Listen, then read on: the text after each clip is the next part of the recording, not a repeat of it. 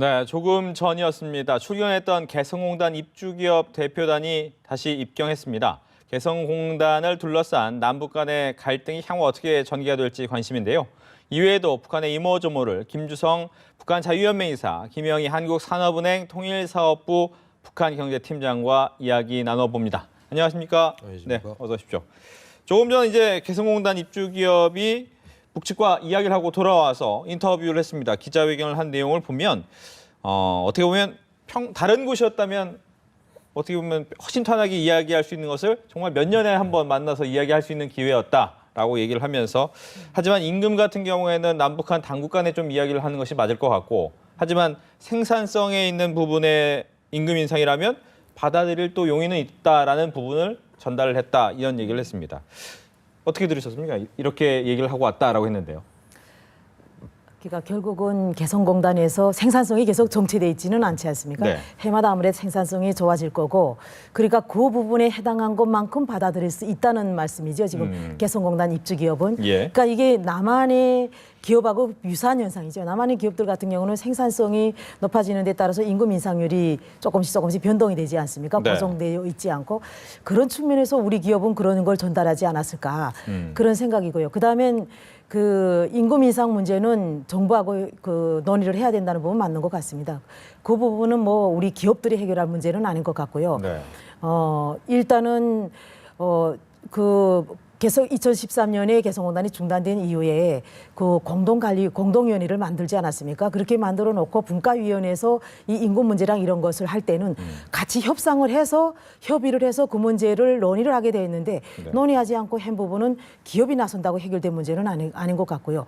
그러니까 우리 정부 그 공동위원회, 분과위원회가 나서서 이 문제를 해결해야 되지 않을까. 네. 근데 북한이 이거 최고위원회, 상임위원회 정용으로 지금 발표된 내용이기 때문에 북한도 이게 법적으로 지금 이게 돼 있는 문제라서 상당히 이 문제를 해결하기가 쉽지는 않아 보이는데 그래도 이제 우리가 대화의 툴을 마련하고 어떻게 테이블에 놓고 잘 논의가 된다면 네. 그러면 해결될 수 있을지는 조금 두고 봐야 될 문제는 아닐까 그렇게 보였습니다. 김주성 회사님, 북한에서 왜 자꾸 이렇게 개성공단 임금 올려달라고 하는 걸까요? 네, 뭐 시기적으로 볼 때 이게 세 가지 포인트를 찝을 수 있죠. 일단은 뭐 사드 문제도 있고요. 네. 네, 그게 상당히 지금 뭐 중국도 좀 약간 좀 이게 거부감을 반영을 하지 않습니까?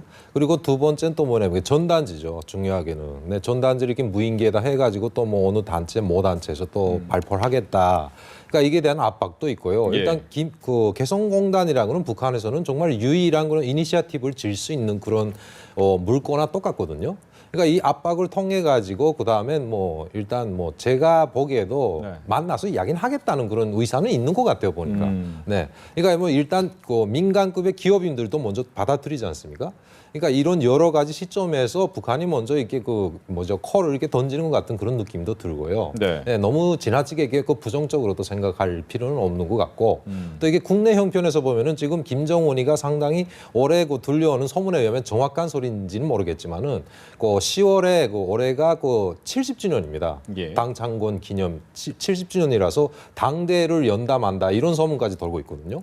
그러니까 당대를 열기 위해서는 그 노동당이 해놓은 업적이 있어야 됩니다. 네. 그러니까 현재 6차 당대까지 80년대 6차 당대를 벌리고 지금까지 침체돼 있기 때문에 김정은 시대에 그 노동당 당대를 연다는 것은 상당히 큰 센세이션인 거죠. 그러니까 그를 위해서는 이게 외화가 급박하기 때문에 예. 개성공단의 그 수요를 높여가지고 능률을 높여서 외화를 또 빨아들이기 위한 그런 그 실질적인 그런 그 북한의 의도도 숨어 있지 않나 하는 생각입니다. 그렇다면 혹시 2년 전처럼 갑자기 개성공단 중단하겠다 이런 얘기는 안 나오겠습니까? 나오겠습니까? 저는 이제 가능성은 좀 약하지 않나. 네, 2013년 같은 그런 중단 사태 가능성은 좀 약하다 이렇게 좀 말씀드리고 싶은 부분이 뭐냐면 네. 일단 2013년대에 그렇게 중단이 돼가지고 정말 많은 논의를 통해서 재가동이 됐고요. 그렇죠. 그때 당시로서도 북한이 뭐 정말 큰 실수를 했던 것이죠. 근데 그런 실수를 또 할까?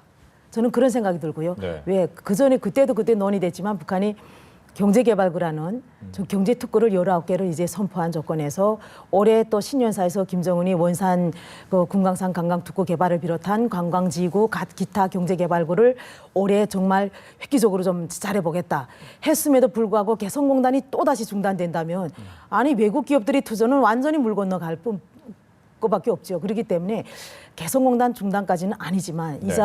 이사님께서 말씀하신 것처럼 북한이 지금 당장 외화가 필요할 것이고요. 그리고 또 이제 이게 남한과의 대화의 협상 카드일 수도 있습니다. 그래서 그런 것도 있지만 남아 있는 게 그것밖에 없으니까 남북 간에 남아 있는 개성공단 달랑 하나니까 그럴 수도 있거든요. 근데 그런 것도 있고 또 한편으로 생각하면 저는 그런 중국이라든가 다른 나라에 지금 그 인력 성출돼 나가 있는 네. 그런 사람들의 인건비하고 비교해 볼 때 형평성의 문제도 있다고 북한이 판단한 것 같습니다. 우리가 그걸 오히려 우리 남한의 언론들이 소스를 주고 있어요, 사실은. 네. 그 언젠가 한때 계속 그 해외 성출해가지고 5만 명이 벌어들이는 북한의 소득이 12억 불에서 23억 불 정도라고 한참 그게 엄청 기사가 됐죠. 어느 언론에 그냥 대서특필되고 했습니다. 북한은 아마 그렇게까지 세세히 분석은 안 해봤을 거예요. 근데 오히려 역으로 볼 때 남한이 다 분석을 해주는 거예요. 개성공단에서 벌어들이는 수입은 똑같은 5만 명 중인데 거기서 9천만 불이고 아니 인력 성출을 한 것은 5만여 명에서 벌어들이는 돈이 12억에서 23억 불. 그거보다 엄청난 12배, 23배 된단 말이죠. 그런 거 놓고 볼 때 이게 형평성이 있구나 네. 하는 문제도 북한이 꼬집어서 그래서 작년 12월 달에 그런 문제는 나오지 않았을까. 근데 그거는 이제 협상의 카드일 수도 있고요. 네. 그렇기 때문에 중단까지는 않을 것이다. 북한도 70돌, 분단 70돌, 강복 70돌, 그다음에 또 이제 그 당창건 70돌 많은 행사가 있기 때문에 네. 그런 무리수는 두지는 않을 것이다. 저는 그렇게 보여집니다. 이사님은 어떻게 동의하십니까? 글쎄 전혀 안 한다고는 또 말 못할 것 같아요. 왜 그러냐면 지금 상당히 이게 북로 관계가 또 유착 관계가 점점 깊어지고 있거든요. 네. 그러니까 이미 전에 작년 2013년에 이게 개성공단을 막았을 때도 북한이 던진 멘트가 뭐였냐면은 개성공단의 국제화였잖아요. 그러니까 국제화라는 건 결국 남한 기업이 아닌 또 다른 기업을 끌어들일 수 있다. 이런 뉘앙스였기 때문에 지금 만약에 이게 또다시 이게 남한한데 이게 뭐 개성공단을 막는다, 어쩐다 하는 걸 자체를 던지는 것 자체가 뭐 러시아를 또 갖다 끌어들일 수 있다. 뭐 이런 뉘앙스로도 들릴 수 있기 때문에 네. 그 자체가 남한에게는 이게 압박이 될 수 있으니까 그 히든 카드로 해서 언젠가는 써먹겠다 하는 그런 의도는 버리지 않고 가지고 있다고 생각을 합니다. 알겠습니다. 네. 다른 주제는 이제 김정은의 화법 얘기입니다. 북한산 색조 화장품 써보셨습니까 혹시? 제가 2002년도에 북한을 떠났는데요. 네. 그때만 해도 색조 화장품이 없었어요. 네, 그러니까 제가 떠난 지부터 한 13년 정도 됐죠. 상당히 많이 변했어요. 저는 있을 때 80년대 제가 대학 생활을 할 때 그때 신우주 평양 화장품보다 신우주 화장품, 지금은 범향기, 운하수 이렇게 해서 브랜드 명도 있지만 네. 그때 당시는 범향기, 운하수 이렇게 상표가 없었어요. 그냥 신우주 화장품, 크림, 삭결물 이 정도였지. 그런데 평양 화장품보다 사실은 신우주 화장품이 더 좋았어요. 그때는. 그래서 저희 이모부가 체코에 그때 유학 간 적이 있어요. 한때 네. 그때는 사회주권이 붕괴되기 전이거든요.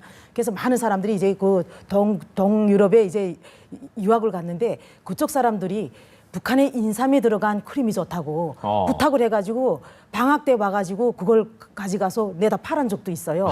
예, 그래서 그렇게 네. 그런 크림이나 살결물은 로션이죠.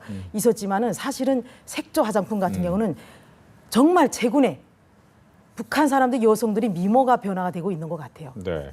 근데 이제 질이 워낙 나쁜데 문제는 이 질을 꾸짖으면서 김정은이 좀 직설적으로 좀 얘기를 했다는 거죠. 네. 이런 부분은 좀 예전에 지도자하고 좀 다른 거죠. 그렇죠. 북한 지도자. 그러니까 네. 그 김일성이가 이제 좀 비유법을 많이 썼습니다. 왜냐하면 이게 근데 김정일은 뭐 이게 논리적으로 좀 어려워가지고 어려운 말을 많이 썼다고 하는데 실질적으로 보면 그건 김정일이가 그 조스를 했다는 그런 노작이라든가 그런 문헌을 보면은 그렇게 돼 있는데요. 일단 김정일이는 거의 그 말을 안 하는 편이었다고 해요. 과묵한 편이었다고 하는데 예. 김정은이도 역시 그 직설 화법을 통해 가지고 자기가 좀 소프트한 네, 뭔가 이게 만문하다는 유화적인 그런 뭐 이미지 메이킹이죠. 한마디로 네. 말해서 이렇게 비유를 해서 했는데 제가 볼 때는 북한의 그 관건적인 문제가 이게 아니죠. 네, 화장품이 중요한 게 아니라 식량이겠죠. 네. 그러나 이것은 어디까지나 김정은 정권에 들어와서 지금 이게 효과죠. 한마디로 말해서 평양 효과라고도 말을 할 수 있는데요. 예. 그러니까 앞으로 외국인들이 드나들 수 있고 관광 산업에 상당히 이거 치우치고 있는 걸 이런 면에서도 이게 볼 수 있다는 거죠. 한마디로. 그러니까 동시에 또 주민들에게는 여성 여성들을 나는 많이 사랑을 해주는 지도자다. 이런 이미지를 또 부각하기 위해서 이렇게 하고 있는 것 같은데요. 네. 화장품에 대해서 조금 말씀드리고 싶은 건 뭐냐면 이미 전에 팀장이자 말씀하셨는데 상위층에서는 평양에 외화상점이 생기면서 외국 브랜드 화장품들이 많이 들어와 있었고요. 네. 그다음에 그런 것들을 일반 주민들이 쓰질 못하고 접하지 못했었는데 그러니까 2000년 이후에 뭐 북한 시장 경제가 활성화되면서 그다음에 외국 문화가 많이 들어와서 상당히 많이 퍼진 거는 사실이거든요. 그러니까 이번에 보면은 그 사이에 예전에 남북 경협 때도 보면은 남한하고도 화장품을 이렇게 공조했던 것이 있습니다. 거기 신의주 화장품을 합영합작을 해가지고 만든 브랜드가 노아나라는 브랜드였고요. 어허. 네. 예, 그 다음에 또 하나 화장품이라고 만들어서 이건 수출용이었지 국내에는 유포가 안 됐었거든요. 그러나 일부 좀 최근에 그 젊은 층이라든가 좀 뜻이 있는 그 높은 수준이 있는 그 여성들은 보면은 브랜드를 선호하는 브랜드 하면 역시 외국제죠. 특히 네. 예, 남한 뭐 소라스도 상당히 많이 들어가 있고 네 그렇습니다 지금. 예. 끝으로 보면 최근에 하나 어떤 영상이 떠 있습니다. 북한의 패스트푸드 또 길거리 음식을 촬영한 영상이 됐는데 이런 부분이 좀 북한에 또 패스트푸드 이런 걸 일반인들도 많이 사 먹나요? 이게 네.